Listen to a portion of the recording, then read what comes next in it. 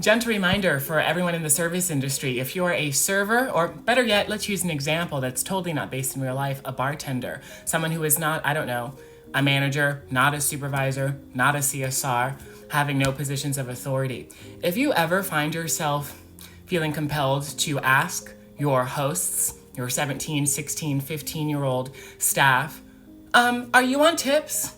When they're trying to assist with the seating process or they are trying to better help the restaurant, even if they're learning, that's not really the flex that you think it is. And not only is it an asshole move, it's not your place to ask or inquire, because whether or not an employee is on tips doesn't mean that they are not there to still work a job. Doesn't mean that they are not there doing their best, I should hope, to facilitate the dining process. And part of that dining process and that dining experience is communicating with your coworkers. And while there may be lapses, one of the easiest ways to disrupt that flow is to be a bitch to your coworkers and the very people that are trying to help you and that are there just as you are, going through this human experience, sometimes making a goddamn mistake, but ultimately, at least what I choose to believe, is ultimately trying to do the right thing. And so to ask a teenager if they're on tips as if the fact that they are not on tips grants you some authority over them in any managerial position or sense is absurd.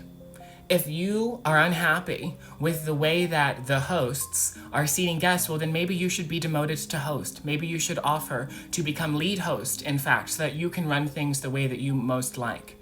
If you are unhappy with the way that the kitchen is run and you don't have ways of communicating that effectively, maybe you should go and volunteer to start working back in that kitchen. And most importantly, if you feel like your work ethic or, I don't know, lived experience or identity or the fact that you give death glares to everyone for making simple mistakes grant you the authority to look down your nose at teenagers for trying to do their job simply because they are not in the tip pool due to the position that they have, which no one that's hosting is in the tip pool.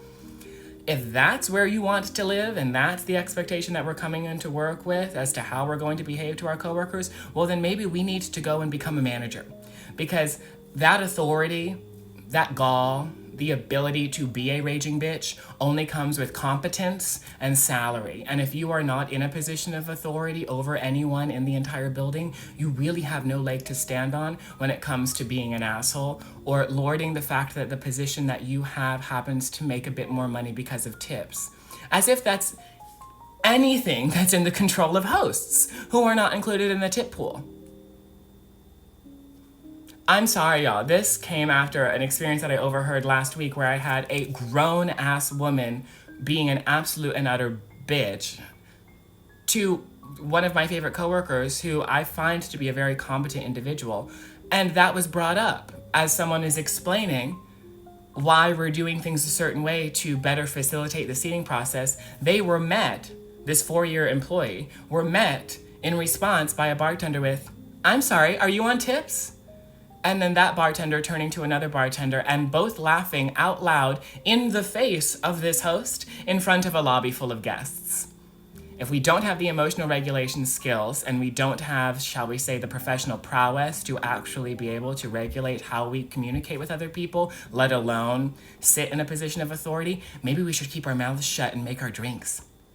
Word of advice.